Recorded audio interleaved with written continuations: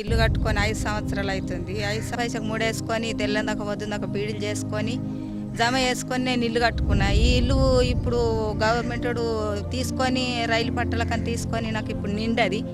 అప్పుడు మేము 700 గదం 600 గదం కొన్నాం. ఇప్పుడు 300 అంటుంది గవర్నమెంట్. మరి 300కు నాకు నిండది. మాకు ఇల్లు అయ్యేటట్టు అంత ఇల్లు అయ్యేటట్టు మాకు పైసలు ఇస్తేనే మేము ఒప్పుకుంటాం, లేకపోతే ఒప్పుకోము. గవర్నమెంట్ మాకు పైసలు తొందరగా ఇవ్వాలా.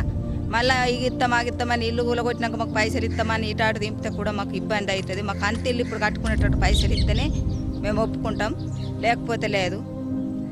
ఈ భూమి కోల్పోతున్న మండలాల రైతులందరినీ పిలిపించి ఆ ఇన్కమ్ కూడా మీరు కోల్పోయారు. ఇప్పుడు రైతులకు పాదయాత్ర గ్రామాల వారీగా రేట్లు నిర్ణయించి కొద్దిగా ఓపికతో ఇక్కడనే ఉండి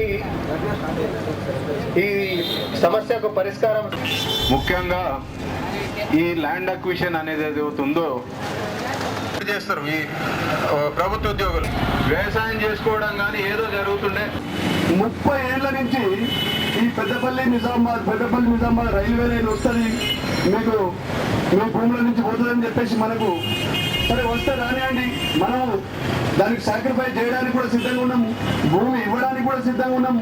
ఎందుకంటే మన ప్రాంతం అభివృద్ధి చెందుతుంది కాబట్టి రైల్వే లైన్ రానివ్వండి, మేము సహకరిస్తామని చెప్తుంటే ప్రభుత్వాలు మాత్రము మనల్ని పట్టించుకోవడం లేదు. మన భూమికి హద్దులు వాడుతున్నారు.